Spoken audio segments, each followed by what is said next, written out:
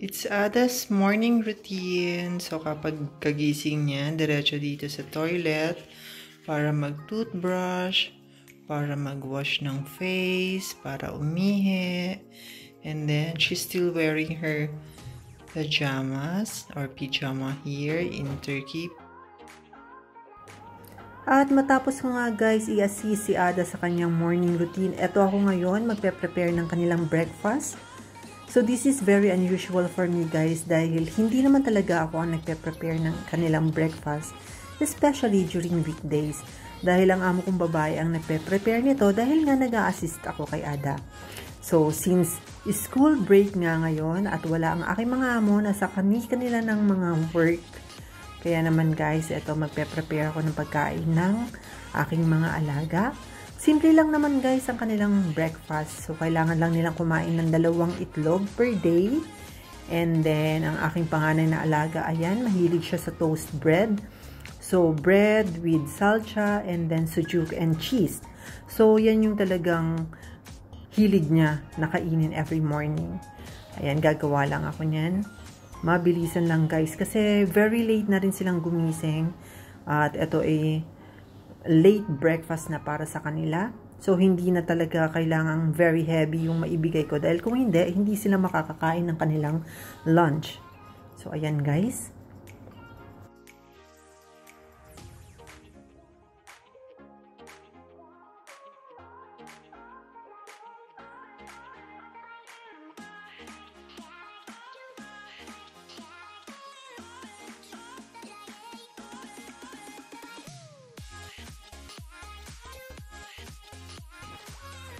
Ganito lang po kasimple yung kanilang breakfast. So, hindi naman, meron talagang nasa center ng mga cheese, different cheese. Pero ito talaga yung gusto nila. Ito yung sa panganay, 2 toast bread, 2 egg. And ito naman yung sa alaga kong bunso, 2 egg pa rin. Tapos gusto niya half lang ng toast bread. So, hindi niya mauubos yan. And then, mahilig din siyang kumain ng cucumber sa umaga. So guys, nandito nga kami ni Ada sa labas ng aming bahay. So ito lang po yung aming bahay. Nandito lang kami sa baba and another activity ulit namin.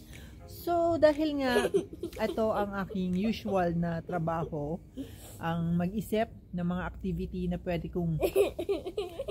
pwede namin gawin para lang hindi sila ma-bored sa loob ng bahay. Lalong-lalo na kapag merong mahahabang holiday katulad ngayon. So 2 weeks holiday sila sa kanilang school. And dahil po yan sa winter break, so eto nga, nag-picnic kami dito ni Ada. Ayan, kahit na malamig.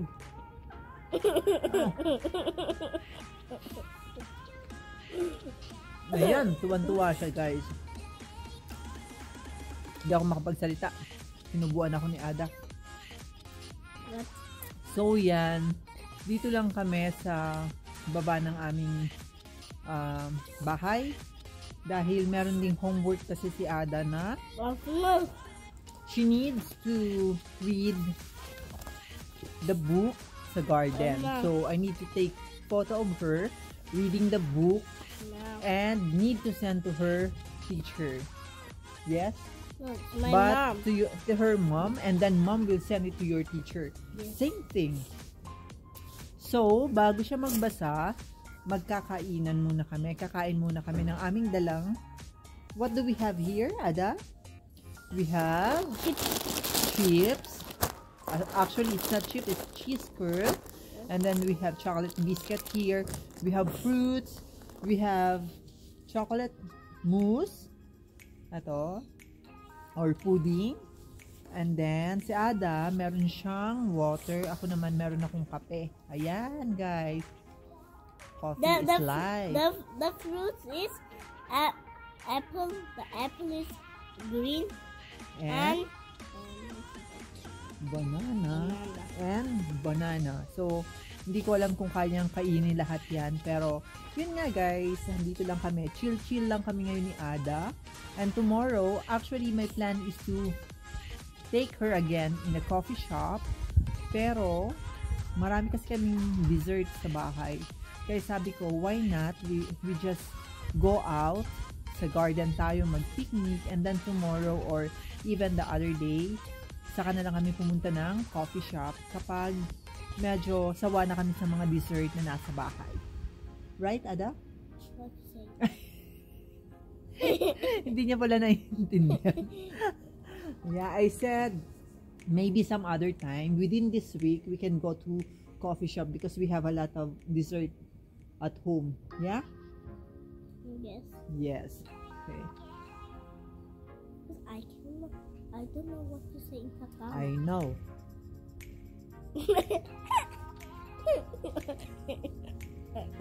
No, I don't. What is the problem? Why are you laughing at me?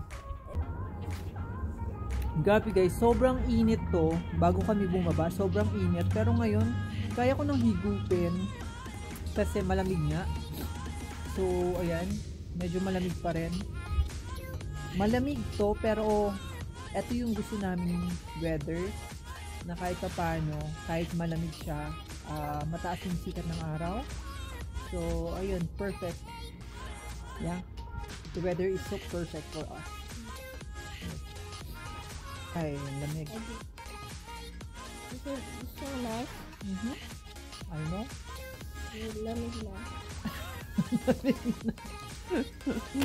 What is lamig now? Cold. Yeah. Yep. You. Sinisipon ako. Delikable. Look, dikot.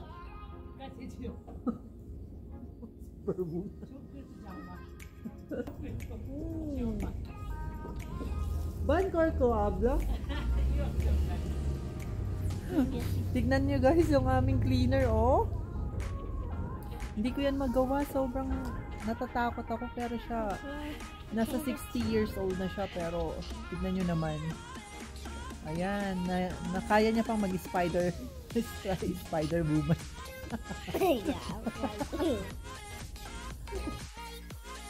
Okay. One more, ha? Look at the picture and read the questions, then circle the correct answer. At ito na nga guys, paminsan-minsan nag-tutor din naman ako sa aking alaga. Especially kapag English naman ang subject. Pero, believe lang talaga ako guys sa aking among babae dahil talagang hands-on siya sa kanyang mga anak. And every night, siya talaga yung katulong ng mga bata sa paggawa ng kanilang homework. At dito guys, ibang klase na kahit na nasa holiday ang mga bata, meron pa rin silang sangkatutak na mga homework na ginagawa during their holidays. So, hindi basta-basta na katulad ng Pilipinas kapag holiday is totally holiday. Pero dito guys, meron pa rin silang daladalang homework pagdating sa bahay.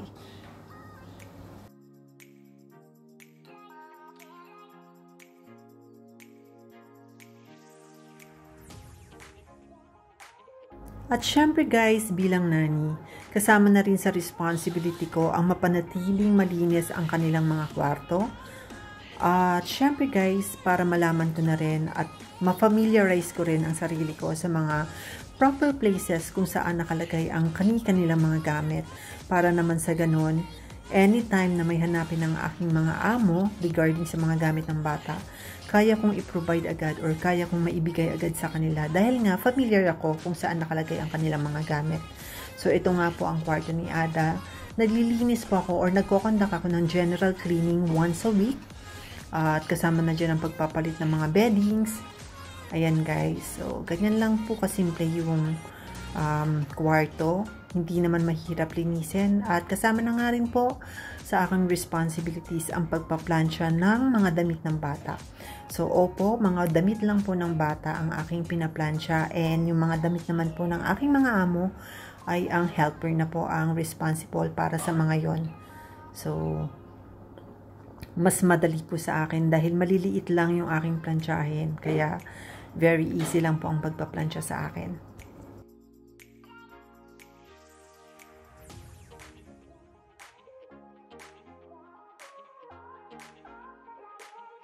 At syempre guys, pinapaliguan ko rin si Ada every night. So, dito po sa Turkey, mas preferred nila na paliguan ng bata bago matulog.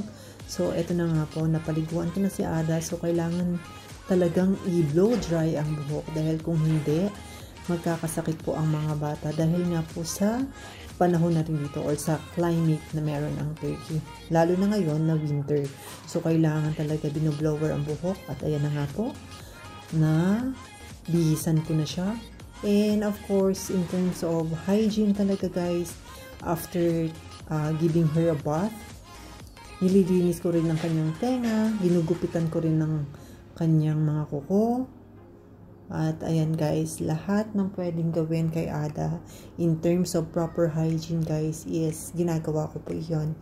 Dahil I want to make it sure that Ada is very clean and neat from head to foot.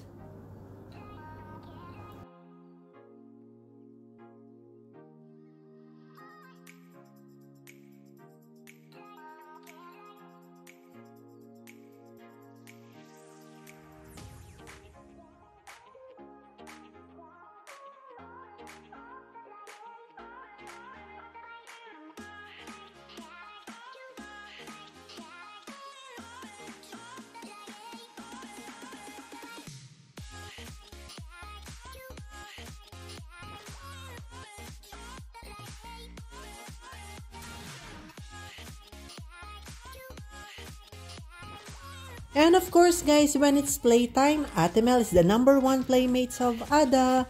So pangalawang linggo na nga po ng kanilang winter break at nandito po kami ngayon sa isang hotel sa Antalya. At abangan niyo po ang aming Antalya adventure sa mga susunod kong videos. So this is my life guys as a nanny in Turkey. So para po sa mga hindi pa nakaka-subscribe sa aking YouTube channel, please subscribe and hit the notification bell para naman po updated kayo sa mga susunod kong videos. And that's all for today's video guys. Thank you for watching and see you on my next vlog.